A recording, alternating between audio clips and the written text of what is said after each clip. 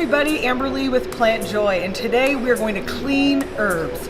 Like something so simple, but most people don't know how to do it, and because they don't know how to do it properly, they usually just skip doing it. So we want to wash our fruit, we want to wash our vegetables, even want to wash our avocado. So we want to make sure that we're cleaning things that are going to go in our beautiful temple.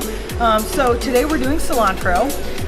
So first thing we're going to do is we're going to take it out, we're going to start to separate it and see if there's any bad pieces. And you can see we've got some yuckies, so we're just going to go ahead and pull some of those out to start.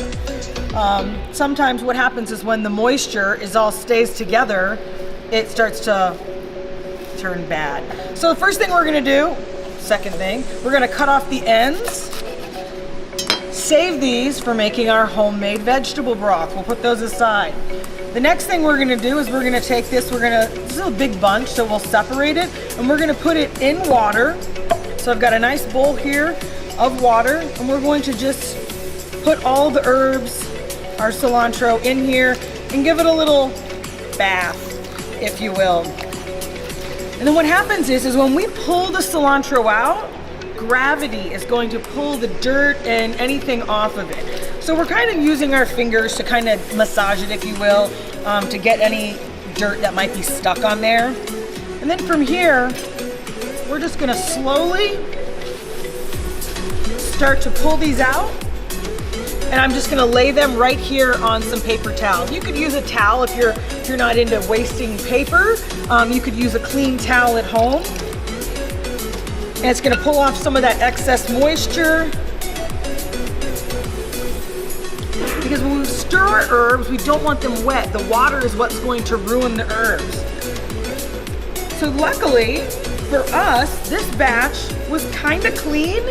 But if you do look down in there, you can see that there's a couple dirties, there's some hair and whatnot, I don't know, just stuff that I don't want on my food.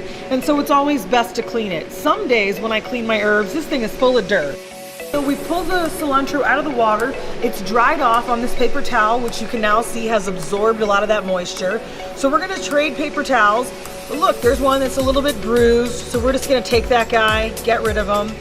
So what we're gonna do, we have 3 paper towels that are lined out, and I'm gonna just take the greens, kind of lightly lay them in here, and then we are gonna start to roll the paper towel.